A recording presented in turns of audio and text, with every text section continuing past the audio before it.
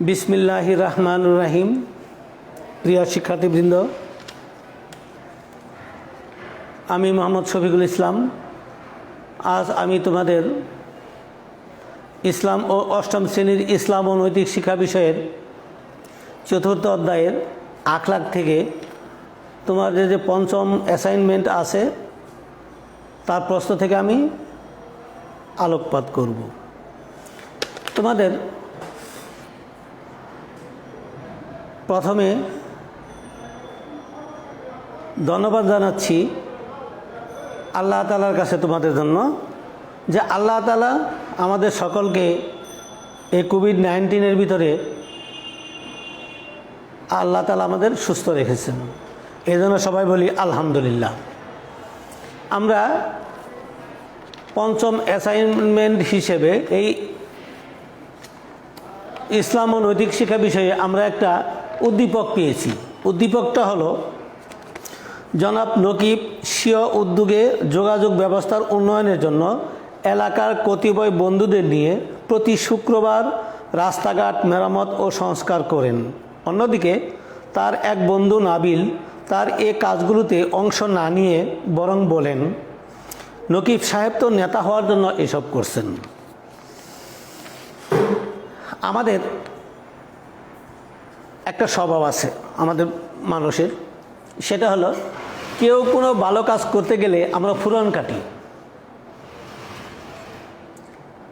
যেহেতু নকিব সাহেব ভালো কাজ করতেছিলেন, রাস্তাঘাট মেরামত করতেছিলেন, সংস্কার করতেছিলেন, এ দেখে নাবিল ফুরন কাটল। এই ফুরন কাটাটা কি? নাবিলের কাজটাই বাকি, অথবা নকিবের কাজটাই বাকি। নকিব যে কাজটা করেছেন সেই কাজটিকে আমরা বলবো সমাজসেবা। সমাজসেবাটা কি? সমাজসেবাটা হলো যে আমাদের মানব কল্যাণের জন্য, আমরা সমাজের বঞ্চিত জনগোষ্ঠীর কল্যাণের জন্য যে সমস্ত উদ্যোগসমূহ বা ভালো উদ্যোগসমূহ গ্রহণ করি তাই সমাজসেবা। অর্থাৎ সমাজের অবহেলিত বঞ্চিত নারী হোক বা পুরুষ হোক, যে কোনো জাতি ধর্ম বর্ণের লোকই হোক না কেন, তাদের উন্নয়নের জন্য, তাদের কল্যাণের জন্য আমরা যে সমস্ত কল্যাণমূলক পদক্ষেপ গ্রহণ করে থাকি তাই সমাজসেবা। যেমন একটা কালভার্ট ভেঙে গেছে, সেটা আমরা স্বেচ্ছাশ্রমের ভিত্তিতে ঠিক করে দিলাম। একটা গাড়ি রাস্তায় যানজটের সৃষ্টি করছে, নষ্ট হয়ে পড়ে আসছে, ধাক্কা দিয়ে সরিয়ে দিলাম। একটা বৃদ্ধ অসহায় লোক অসুস্থ অবস্থায় পড়ে আছে, তার সেবা করলাম। এই সবগুলোই সমাজসেবামূলক কাজ। অর্থাৎ সমাজের উন্নয়ন হয়, সমাজের অবহেলিত জনগণের তথা সর্বস্তরের জনগণের কল্যাণ হয়, এমন কাজগুলোকেই বলা হয় সমাজসেবা। ঠিক তেমনি নকিব সাহেব প্রতি শুক্রবার এলাকার অন্যান্য বন্ধুদের নিয়ে রাস্তাঘাট যেখানে ভাঙাচোরা আছে সেখানে তিনি সংস্কার করেন, সেখানে মেরামত করেন। এতে মানুষের দুঃখ দুর্দশা চলাচলের অসুবিধা দূর হয়। এটা হলো সমাজসেবা। আমাদের প্রশ্ন করা হয়েছে এখানে গ নম্বরে, তোমরা দেখো সবাই, নকিব সাহেবের মাঝে ইসলামের কোন সেবার বিষয়টি প্রকাশ পেয়েছে? নকিব সাহেব যেহেতু, আমি আগেই বললাম যে রাস্তাঘাট মেরামত, রাস্তাঘাট সংস্কার, তারপরে হলো একটা রাস্তা থেকে একটা গাড়ি সরিয়ে দেওয়া, একটা অসুস্থ ব্যক্তির সেবা করা, কোনো পশু পাখির সেবা করা, এই সবগুলো আমাদের সমাজসেবার অন্তর্ভুক্ত। নকিব সাহেব যেহেতু রাস্তাঘাট সংস্কার করেন এবং মেরামত করেন, তাই বিনা দ্বিধায় আমরা বলতে পারি নকিব সাহেবের কাজটিকে সমাজ সেবামূলক কাজ বলা হয়। নকিব সাহেব, আমরা জানি নকিব সাহেব যেমন সমাজের উন্নয়ন কল্পে, সমাজের লোকজনের দুঃখ দুর্দশা লাঘবের কল্পে যে পদক্ষেপ গ্রহণ করেছেন, পিছন থেকে তার এক বন্ধু, নাবিল নামে এক বন্ধু ফুরান কাটতেছিল। অর্থাৎ সে বলতেছিল না, নকিব নেতা হওয়ার জন্য, এই লোকজনকে দেখানোর জন্য, নেতা হওয়ার জন্য এই কাজগুলো করেছে। মূলত তা নয়। নকিব সাহেব মূলত কাজগুলো করেছেন আল্লাহর সন্তুষ্টির জন্য, মানুষের উপকারের জন্য। আল্লাহ তাআলা বলেছেন যে তোমরা দুনিয়াবাসী যারা আছো, তারা যদি দুনিয়াবাসীর পক্ষে, দুনিয়াবাসীর প্রতি রহম করো, দয়া করো, সাহায্য করো, তাহলে আমি আল্লাহ আকাশ থেকে তোমাদেরকে সহায়তা করব। এই আলোকে, এই আয়াতের আলোকে উদ্বুদ্ধ হয়ে নকিব সাহেব সমাজের উন্নয়নমূলক কাজ করতেছিলেন। আমরা সমাজে এখনও কোনো কাজ নেই যেগুলো উন্নয়নমূলক কাজ, যেগুলো ভালো কাজ, যেগুলো সৎ কাজ। এক কথায় মানুষের যে সমস্ত কাজগুলো উপকারে আসে সেটাই হলো সমাজসেবামূলক কাজ। সমাজের লোকের সবার যে উপকারগুলো আসবে, সেই উপকারমূলক কাজগুলি হলো সমাজসেবামূলক কাজ।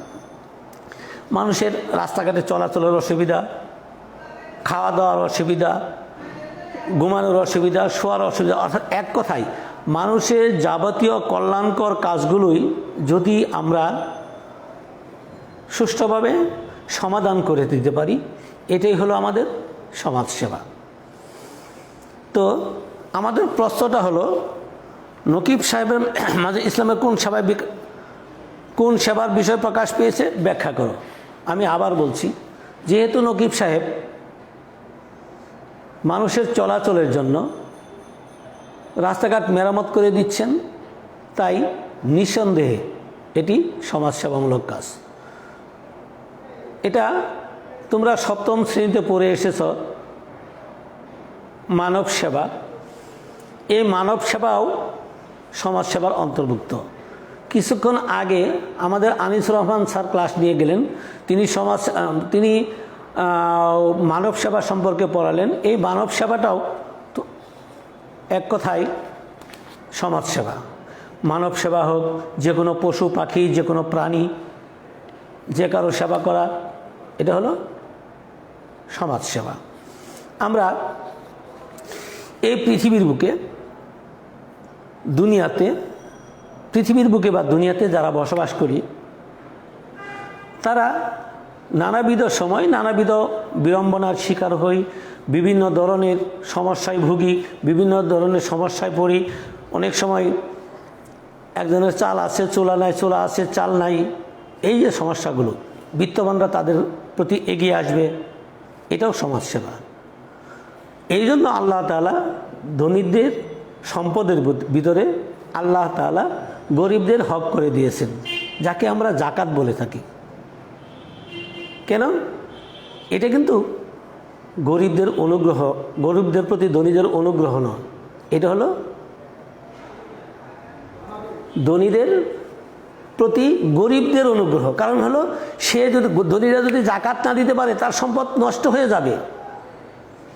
আর এই গরিবেরা তাদের জাকাত নিয়ে তাদেরকে রেহাই দিচ্ছে।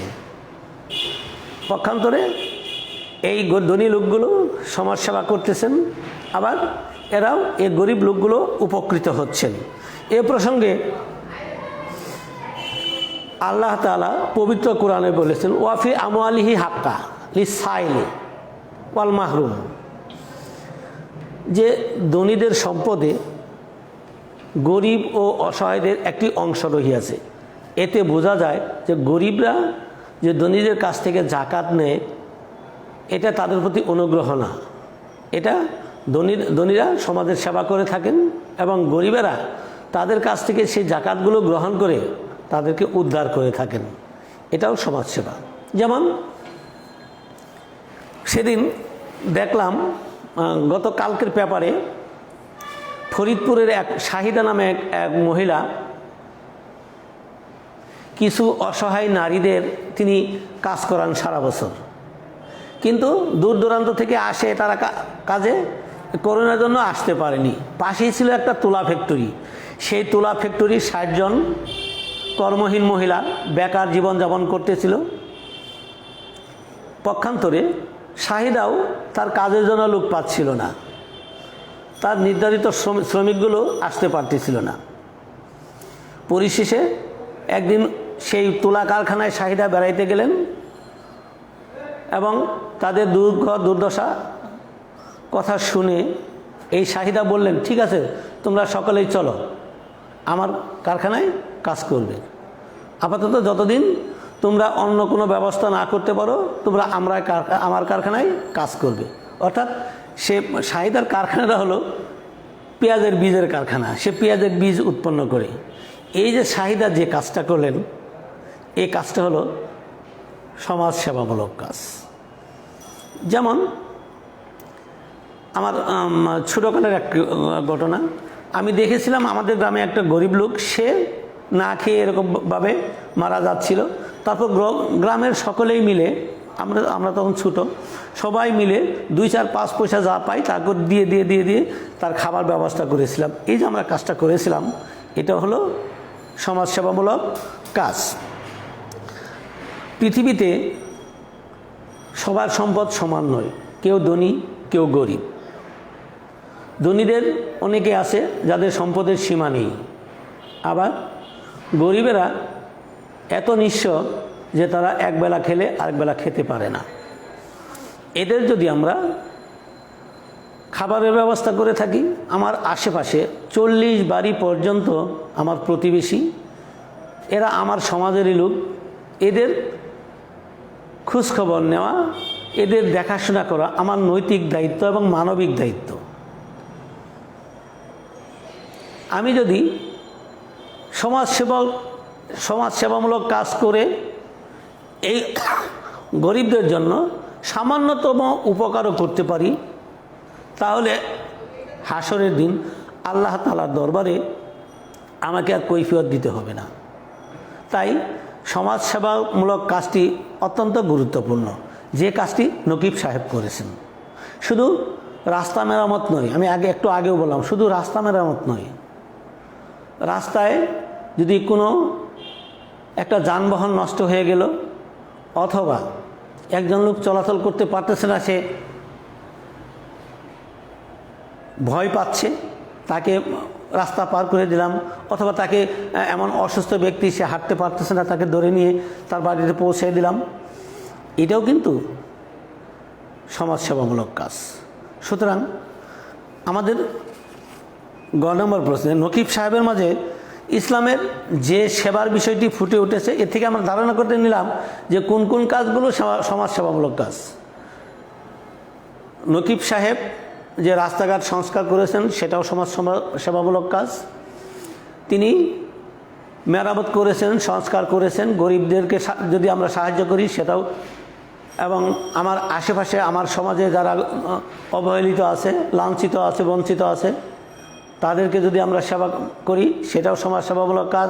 আর আমাদের আশেপাশে যে সমস্ত আমরা যারা শিক্ষিত আছি, আমাদের আশেপাশে যারা অশিক্ষিত আছে, অবহেলিত আছে, যারা শিক্ষার আলো পায়নি, তাদের যদি আমরা শিক্ষার ব্যবস্থা করে দিতে পারি, অর্থাৎ তাদের জন্য যদি কোনো শিক্ষা প্রতিষ্ঠান করে দিতে পারি, সেটাও আমার সমাজসেবামূলক কাজ। অথবা কোনো অবহেলিত জনপদে যদি আমরা, যে সমস্ত জনপদগুলো রাস্তাঘাট নেই, যে সমস্ত জনপদগুলোতে শিক্ষার আলো নেই, সেই সমস্ত জনপদগুলোতে যদি আমরা শিক্ষার আলো ছড়িয়ে দিতে পারি, এটাও হবে আমাদের জন্য সমাজসেবামূলক কাজ। আল্লাহ তাআলা ওই লোককে ভালোবাসেন যে লোক তার প্রতিবেশীকে, তার অপর লোককে, অর্থাৎ তার আশেপাশে যারা আছে তাদেরকে ভালোবাসে, তাদেরকে সাহায্য সহযোগিতা করে। আল্লাহ তাআলাও আকাশ থেকে তাদেরকে সহযোগিতা করেন। সুতরাং আমরা এত কিছু বর্ণনা করার পরে এই সিদ্ধান্তে উপনীত হতে পারি যে নকিব সাহেব যে কাজটি করেছেন নিঃসন্দেহে এই কাজটি হলো সমাজসেবামূলক কাজ। 2 নাম্বার, ইসলামের দৃষ্টিতে নাবিলের দৃষ্টিভঙ্গি কিসের পরিচায়ক? আলোকপাত করো। আমি আগেই বললাম, পৃথিবীতে যারা ভালো কাজ করে এদের পিছনে অনেক লোক লেগে থাকে, তাদের দুর্নাম রটানোর জন্য, তাদেরকে ক্রিটিসাইজ করার জন্য, তাদেরকে অবজ্ঞা করার জন্য, যেমনটি করেছেন নাবিল। আমাদের উদ্দীপকে নাবিল, তোমাদের প্রশ্নের ভিতরে একটু ভুল আছে, সংশোধন করে নিও। সেটা হলো নাবিলের পরিবর্তে ওখানে কায়েস নাম লেখা আছে, তোমার ওখানে লিখবে, যেহেতু আমার উদ্দীপকে নাবিল নামটা লেখা আছে, ওটা প্রিন্টিং মিস্টেক হয়তো, ওখানে আমরা নাবিল লিখব, কায়েসের পরিবর্তে নাবিল লিখব, যেহেতু নকিবের বন্ধু নাবিল। নকিব রাস্তার উন্নয়নের কাজ করে, নাবিল ফুরান কেটে বলে সে নেতা হওয়ার জন্য এই কাজগুলো করেছে। সে প্রকৃতপক্ষে নেতা হওয়ার জন্য করেনি, সে বিনা স্বার্থে বিনা মূল্যে সে এই কাজগুলো করেছে। সুতরাং এখানে নাবিলের কথাগুলো গ্রহণযোগ্য নয়।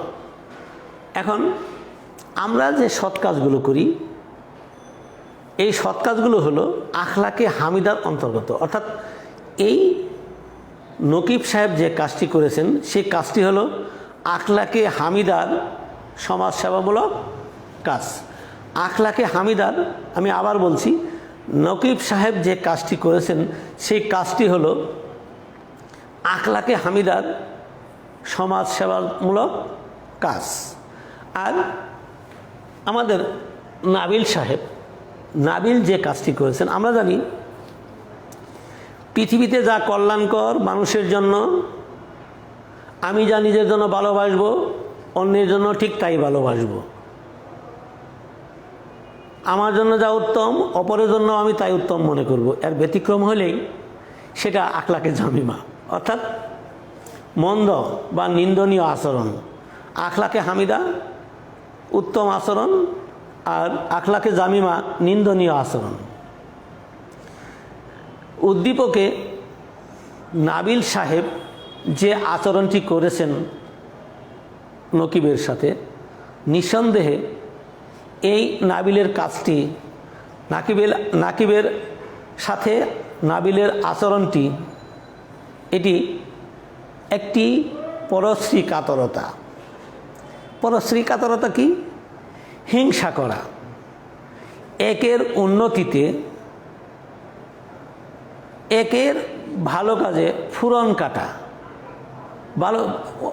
একজনের ভালো কাজকে আরেকজন ভালো চোখে না দেখা, এটাই হলো পরশ্রী কাতরতা। আমাদের নাবিল সাহেব নকিবের সাথে যে কাজটি করেছেন সেই কাজটি হলো পরশ্রী কাতরতা। আমরা জানি পৃথিবীতে সর্বপ্রথম পাপ সংগঠিত হয়েছিল, পৃথিবীতে সর্বপ্রথম পাপ সংগঠিত হয়েছিল এই পরশ্রী কাতরতা বা হিংসার কারণে। যেমন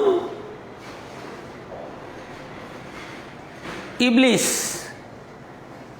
ঈর্ষা করে, হিংসা করে আদম আলাইহিস সালামকে শ্রদ্ধা করেননি, তাই তিনি ইবলিস হয়ে গেছেন। পাপ সংগঠিত, অর্থাৎ তিনি ইবলিস হয়ে গেলেন, আজাজিল থেকে ইবলিস হয়ে গেলেন। এই ঈর্ষা বা পরশ্রী কাতরতা কত জঘন্য তা আমরা কোরআনের আয়াত ও হাদিসের আলোকে দেখতে পাই যে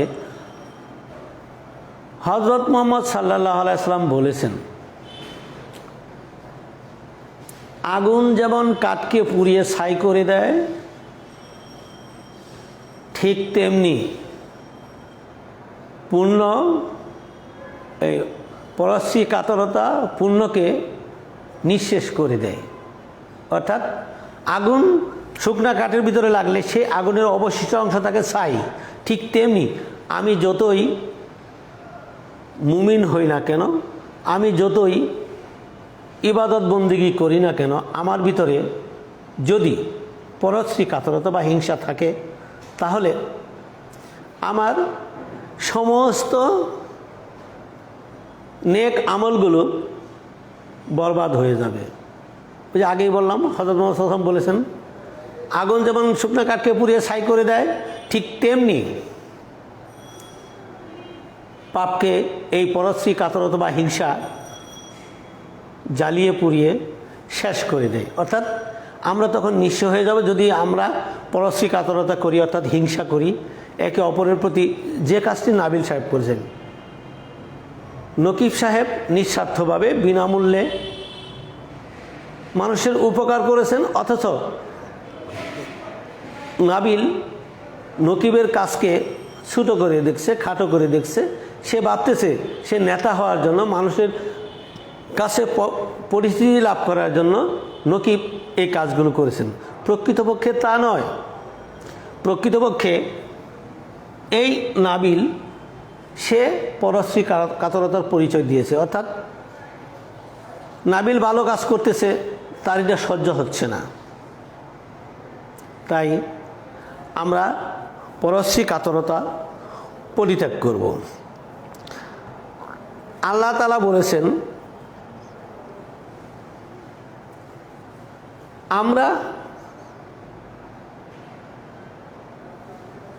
আল্লাহ তাআলা আমাদিগকে সৃষ্টি করেছেন এবং বলেছেন ইকরা, তোমরা পাঠ করো, পড়ো, জ্ঞানার্জন করো। জ্ঞানহীন ব্যক্তি পশুর সমান। আমরা যদি সমাজ সেবা করতে যাই তাহলে আমাদের জ্ঞানের প্রয়োজন। আর যদি জ্ঞান না থাকে, কোনটা উপকার কোনটা অপকার, কোনটা ভালো কোনটা মন্দ, এগুলো আমরা যাচাই করতে পারবো না। তাই আল্লাহ তাআলা আমাদেরকে পৃথিবীতে চলাচলের জন্য, বসবাসের জন্য, আমাদের জীবনযাপনের জন্য শিক্ষা অর্জন করতে বলেছেন। এ প্রসঙ্গে হযরত মুহাম্মদ সাল্লাল্লাহু আলাইহি ওয়াসাল্লাম বলেছেন তালাবাল ইলমে ফারিজাতুন আলা কুল্লি মুসলিমিন ওয়াল মুসলিমা। বিদ্যা অর্জন করা প্রত্যেকটি নরনারীর জন্য, মুসলিম নরনারীর জন্য ফরজ বা অপরিহার্য। যদি আমাদের নাবিল সাহেব সত্যিকার অর্থে পরশ্রী কাতরতার ভয়াবহতা সম্পর্কে জানতেন এবং ইসলামী জ্ঞানের, ইসলামী শিক্ষায় শিক্ষিত হতেন, তাহলে তার ভিতরে এই পরশ্রী কাতরতার ভাবটা ফুটে উঠত না এবং তিনি এই নাকিবের সাথে এমন আচরণ করতেন না, এমন ফুরন কাটতেন না। আমরা শিক্ষার আলো গড়ে গড়ে জ্বালাতে চেষ্টা করব এবং আমাদের মনের ভিতরে যে সমস্ত পরশ্রী কাতরতা বা হিংসা রয়েছে সেগুলো দূর করার চেষ্টা করব। এ প্রসঙ্গে তাপসী রাবিয়া বলেছেন নিজের মনের অন্তরালে যে হিংসা দেশ বাসা বেঁধে আছে তা ধুয়ে মুছে পরিষ্কার না করতে পারলে ক্ষুধাকে পাওয়া যাবে না। অর্থাৎ আমাদের অন্তরের ভিতরে যদি বিন্দু পরিমাণেও হিংসা বা পরশ্রী কাতরতা থাকে তাহলে আমরা আল্লাহ তাআলার নৈকট্য লাভ করতে পারবো না। তাহলে একদিকে এই পরশ্রী কাতরতা আমাদের পুণ্যকে নিঃশেষ করে দিচ্ছে, আমাদের সবকে নিঃশেষ করে দিচ্ছে, অপরদিকে আল্লাহ তাআলা নারাজ হচ্ছেন, মানুষও নারাজ হচ্ছেন।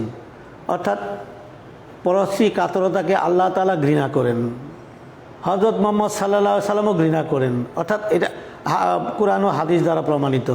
সুতরাং আমরা যদি পরশ্রী কাতরতার আশ্রয় নেই, অর্থাৎ হিংসা করি, তাহলে আল্লাহ তাআলার রহম থেকে আমরা বঞ্চিত হব এবং হযরত মুহাম্মদ সাল্লাল্লাহু আলাইহি ওয়াসাল্লাম ধিক্কার দিয়েছেন এই পরশ্রী কাতরতা সম্পর্কে, হিংসাকারীদের সম্পর্কে। আর আল্লাহ তাআলা এই হিংসাকারীদের, হিংসুকদের হিংসা থেকে পানাহ চাওয়ার জন্য একটি সূরা নাযিল করেছেন। সুতরাং আমরা চেষ্টা করব সমাজের সেবা করার জন্য, মানুষের উপকার করার জন্য এবং এই পরশ্রী কাতরতা থেকে বিরত থাকার জন্য। যদি আমরা পরশ্রী কাতরতা থেকে বিরত না থাকি, তাহলে আল্লাহ ও রাসূল আমাদের প্রতি অখুশি হবেন এবং আমাদের পাপগুলো, আমাদের পুণ্যগুলো পাপে পরিণত হয়ে যাবে। অর্থাৎ আমরা আল্লাহর দিদার লাভ করতে পারবো না, আল্লাহর সাক্ষাৎ লাভ করতে পারবো না, আল্লাহর অনুগ্রহ পাবো না। তাই পরশ্রী কাতরতা পরিত্যাজ্য। এই নাবিল সাহেব যিনি পরশ্রী কাতরতা বা হিংসার পরিচয় দিয়েছেন, আমরা বলবো শুধু এখানে তো আমরা একটা উপমা দাঁড় করিয়েছি নাবিলকে দিয়ে। আমরা পৃথিবীতে যারা আছি প্রত্যেকেই এই পরশ্রী কাতরতা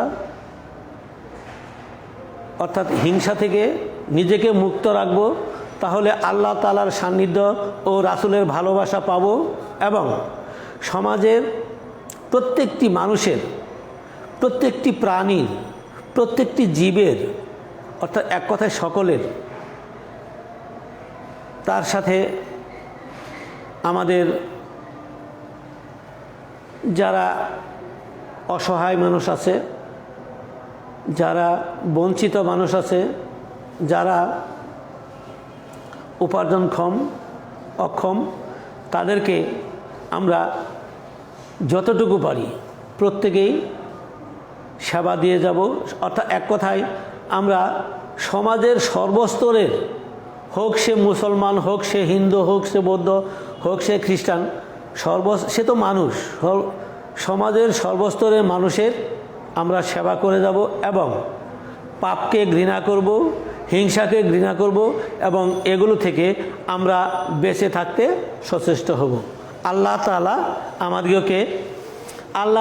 আমাদেরকে এ সমস্ত সকল কিছু থেকে বেঁচে থাকার তৌফিক দান করুন। আমিন।